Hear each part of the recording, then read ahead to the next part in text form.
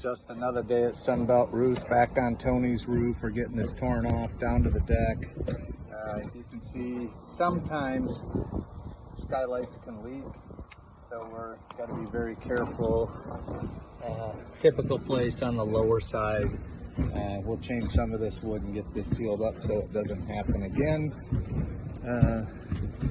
You can see we had an old turbine hole, so we're going to put a new turbine there.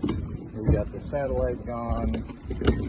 Special concerns, make sure that we use some water shield around this critical area so it doesn't leak. But you can see we're again taking this down to the deck, making sure that we get all the bad wood, and then we'll get to sealing this up and putting new shingles on. You can see there was some physical damage or perhaps a leak there, but we'll get that taken care of as well. Beautiful day, just a little windy, so we're making sure we clean up and the neighborhood as well and continue on our job. So until next time.